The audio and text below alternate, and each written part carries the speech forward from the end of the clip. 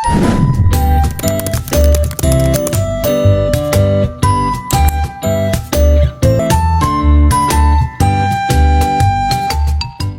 warahmatullahi wabarakatuh. Perkenalkan, nama saya Dizna. Di sini saya mereview jurnal, yaitu jurnal tentang masalah gizi. Di sini saya mengambil jurnal yang berjudul Aktivitas Fisik, Stres dan Obesitas pada Pegawai Negeri Sipil. Vote 8 Isu 7 Februari 2014 yang disusun oleh Winnie Widiantini, Pusat Data dan Informasi Sekretaris Jenderal Kementerian Kesehatan Republik Indonesia, dan Zarfiel Tafal, Departemen Pendidikan Kesehatan dan Ilmu Perilaku Kesehatan Masyarakat Universitas Indonesia. Baiklah, di sini pertama-tama saya akan membahas tentang abstrak pada jurnal tersebut, yaitu pada tahun 2008, sekitar 2,8 juta orang dewasa meninggal akibat obesitas. Sekitar 300 juta orang yang secara klinis tergolong obesitas yang merupakan penyokong utama penyakit degeneratif seperti diabetes, penyakit jantung, dan kanker. Penelitian ini bertujuan mengetahui prevalensi obesitas pada pegawai negeri sipil, Sekretariat Jenderal Kementerian Republik Indonesia, dan pengaruh aktivitas fisik dan stres terhadap obesitas. Penelitian potong lintang ini dilakukan pada bulan Mei sampai Juni 2013 di Jakarta pada 230 responden yang dipilih secara acak sistematik dari 1.119 PNS. Obesitas diukur dengan massa indeks tubuh IMT berupa rasio berat badan kilogram dibagi tinggi badan kuadrat. Responden dinyatakan obesitas jika IMT-nya lebih dari 25 kg per meter kuadrat. Prevalensi obesitas pada PNS Sekretariat Jenderal Kementerian Kesehatan RI tahun 2013 adalah 48%. Setelah dikontrol oleh konsumsi makanan dan usia didapatkan hubungan yang signifikan antara aktivitas fisik dan stres dengan obesitas. Kelompok yang melakukan aktivitas fisik sedang atau berat beresiko 0,4 sampai 0,6 kali lebih rendah untuk mengalami obesitas, dan kelompok yang mengalami stres sedang atau berat beresiko 4,6 atau 2,4 kali lebih besar untuk mengalami obesitas. Disarankan Kementerian Kesehatan melakukan pemeriksaan obesitas pada semua pegawai secara rutin dan menyelenggarakan olahraga rutin setiap hari serta memanfaatkan fasilitas olahraga untuk menjaga kebugaran. Selanjutnya yaitu pendahuluan. Pada 2008, sekitar 2,8 juta orang dewasa meninggal akibat obesitas, sekitar 300 juta orang yang secara klinis tergolong obesitas yang merupakan penyokong utama dari penyakit degeneratif seperti diabetes, penyakit jantung, dan kanker. Obesitas merupakan kondisi pertambahan lemak tubuh yang didasarkan pada indeks massa tubuh IMT. Asupan makanan berlebih disimpan sebagai cadangan energi dalam bentuk lemak yang dalam jangka panjang mengakibatkan cadangan lemak ditimbun semakin banyak dalam tubuh yang menyebabkan obesitas. Kondisi abnormal kelebihan lemak yang serius dalam jaringan adiposa yang mengganggu kesehatan. Dalam bentuk IMT lebih besar dari 25 gram per meter kuadrat, kegemukan dan obesitas merupakan faktor risiko terjadinya penyakit degeneratif seperti diabetes mellitus tipe 2, hipertensi kardiovaskular, dan kanker. Obesitas menyebabkan sekitar 44% penyakit diabetes, 23% penyakit jantung, dan 41% penyakit kanker. Berbagai faktor yang meningkatkan risiko obesitas yang meliputi jenis kelamin, usia, pengetahuan gizi, pendidikan terakhir, sikap tentang obesitas, konsumsi zat gizi yang meliputi konsumsi energi, karbohidrat, lemak, dan protein, aktivitas fisik, dan stres. Pertambahan usia membuat aktivitas bergerak menjadi berkurang sehingga massa otot dalam tubuh menurun. Kehilangan massa otot menyebabkan perlambatan tingkat pembakaran kalori. Tanpa mengurangi jumlah asupan kalori, terjadi penumpukan energi di dalam tubuh yang pada akhirnya mengakibatkan obesitas. Pola makan merupakan salah satu kunci utama agar terhindar dari penyakit tidak menular seperti penyakit jantung koroner, kanker, dan diabetes. WHO merekomendasikan peningkatan konsumsi buah dan sayur serta pembatasan asupan lemak jenuh, gula sederhana, dan natrium. Ada hubungan yang bermakna antara pola makan dan kejadian obesitas. Aktivitas fisik adalah pergerakan tubuh yang dihasilkan oleh otot, rangka yang mengeluarkan energi. Aktivitas fisik yang cukup pada orang dewasa dapat menurunkan risiko hipertensi, penyakit jantung koroner, stroke, diabetes, dan kanker. Berbagai penelitian menyimpulkan hubungan yang bermakna antara aktivitas fisik dengan kejadian obesitas. Risiko obesitas semakin rendah dengan aktivitas fisik yang tinggi. Selanjutnya yaitu hasil, pada tahun 2013, hampir seluruh PNS Sekretariat Jenderal Kementerian Kesehatan Republik Indonesia mengalami kelebihan berat badan atau obesitas sebesar 48,3%. Sebagian besar tamat perguruan tinggi 74,8% dan berpengetahuan kurang tentang gizi dan obesitas adalah 77,8%. Di sini kita tahu bahwa pengaruh dari orang yang berpengetahuan kurang tentang gizi dan obesitas lebih besar daripada mengalami obesitas dan tamat perguruan tinggi. Sebesar responden yang mempunyai sikap positif terhadap obesitas hampir sama dengan yang mempunyai sikap negatif. Sebagian besar responden biasanya melakukan aktivitas fisik ringan sebesar 33,9%, sisanya biasa melakukan aktivitas fisik sedang 36,5%, dan sekitar 29,6% melakukan aktivitas fisik berat. Sebagian besar mengalami stres berat 60%, sisanya mengalami stres sedang 33,5%, dan stres ringan sebesar 6,5%. Sebagian besar 74,3% mempunyai konsumsi energi kurang dari AKG, dan yang konsumsi kurang karbohidrat adalah sekitar 74,8%, konsumsi kurang lemak sekitar 75,2%, dan konsumsi kurang protein sekitar 77,8%. Dengan uji regresi logistik sederhana, terlihat bahwa dari 11 variabel independen, hanya 3 yang bermakna dengan obesitas, meliputi aktivitas fisik, tingkat stres, dan usia. Kejadian obesitas lebih rendah jika responden mempunyai aktivitas fisik sedang atau berat. Kejadian obesitas lebih tinggi jika responden mengalami stres sedang atau berat.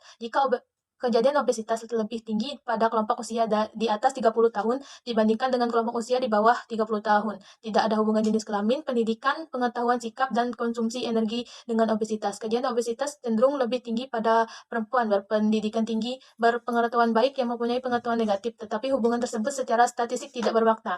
Kejadian obesitas hampir sama pada responden dengan konsumsi energi kurang atau cukup, sehingga disimpulkan tidak ada hubungan antara konsumsi energi dengan kejadian obesitas. Pada tabel 2.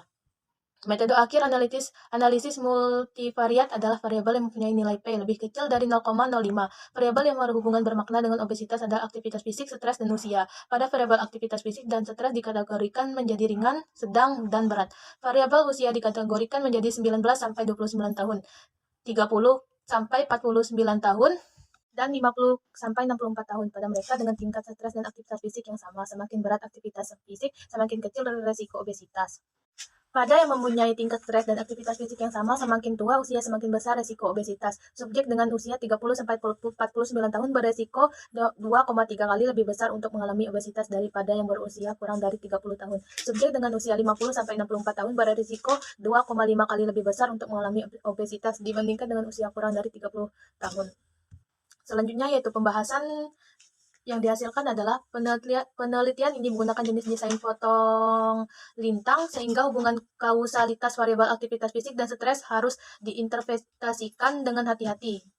Mereka yang sudah obesitas dapat mengalami stres yang lebih tinggi dan kemudian lebih cenderung melakukan aktivitas fisik, sehingga keeratan hubungan hasil penelitian ini mungkin lebih besar dari yang seharusnya. Sampel penelitian ini hanya meliputi 1 unit kerja Sekretariat Jenderal Kemenkes Republik Indonesia, sehingga generalisasi untuk keseluruhan PNS Kemenkes Republik Indonesia harus dilakukan dengan hati-hati, dengan asumsi bahwa pegawai pada Sekretariat Jenderal mempunyai tugas pokok dan fungsi yang tidak jauh berbeda dengan unit kerja lain. Berarti, sampel telah mewakili dan hasil penelitian ini dapat menggambarkan keseluruhan PNS Kemenkes Republik Indonesia.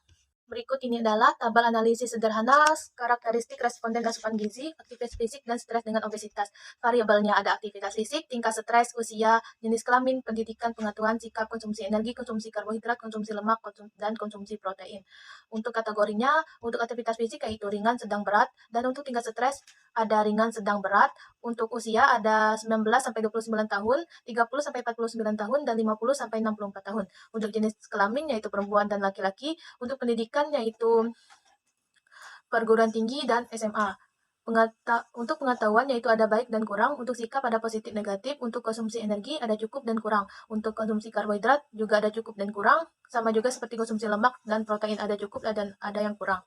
Untuk tabel model regresi logistik ganda, pengaruh aktivitas fisik, stres, dan umur terhadap obesitas, ada variabel prediktor yaitu aktivitas fisik, stres, dan usia. Kategorinya sama seperti yang pada tabel analisis sederhana karakteristik responden di atas.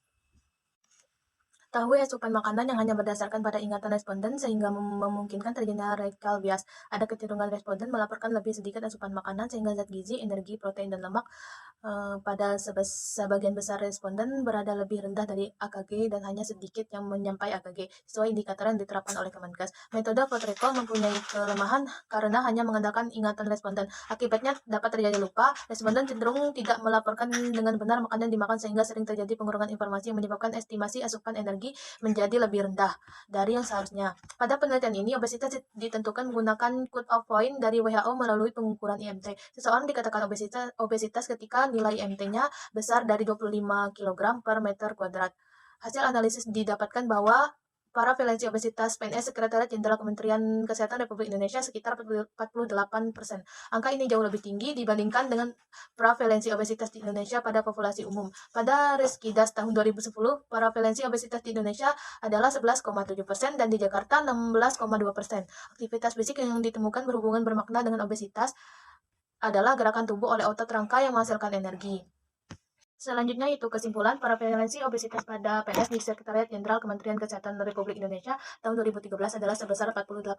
Sebagian besar responden berusia 30-49 tahun, berjenis kelamin laki-laki, berpendidikan tinggi, berasal dari suku bangsa Jawa, mempunyai pengetahuan kurang tentang obesitas, bersikap positif terhadap obesitas, kurang konsumsi energi, kurang konsumsi karbohidrat, kurang konsumsi lemak, kurang konsumsi protein, beraktivitas fisik sedang, dan mengalami stres berat. Hasil analisis multivariat regresi logistik memperlihatkan hubungan bermakna antara aktivitas fisik dan stres serta usia dengan kejadian obesitas. Semakin berat aktivitas fisik, semakin rendah risiko obesitas, semakin berat stres, semakin tinggi risiko obesitas, semakin tua usia, semakin tinggi risiko obesitas. Tidak ada hubungan bermakna antara karakteristik individu dan konsumsi zat gizi makro dengan kejadian obesitas. Baiklah, selanjutnya di sini saya akan menjelaskan tentang konsep teori masalah gizi obesitas jaringan sebab akibat pada jurnal aktivitas fisik, stres, dan obesitas pada pegawai negeri sipil. Pada jaringan sebab akibat, adanya sebab dari obesitas tersebut. Sebabnya yaitu ada faktor individu, faktor lingkungan, faktor perilaku, dan faktor sosial ekonomi.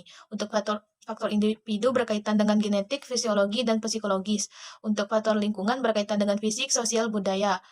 Untuk faktor perilaku ada pola makan, aktivitas fisik, dan tidur. Untuk faktor sosial ekonomi ada pendapatan, pendidikan, dan pekerjaan. Di semua jaringan sebab akibat ini memiliki akibat yang dapat menyebabkan obesitas seperti faktor individu yaitu genetik, fisiologi, dan psikolog. Dari semua itu dapat menyebabkan obesitas. Pada jurnal yang telah direview tadi, di sana dapat ditentukan bahwa aktivitas fisik dan stres dapat menyebabkan obesitas. Terjadi pada faktor perilaku yaitu aktivitas fisik dan faktor individu yaitu fisiologi stres. Baiklah, itulah yang bisa saya jelaskan mengenai review jurnal aktivitas fisik, stres, dan obesitas pada pegawai negeri sipil, dan penjelasan tentang jaringan sebab akibatnya. Saya ucapkan terima kasih. Wassalamualaikum warahmatullahi wabarakatuh.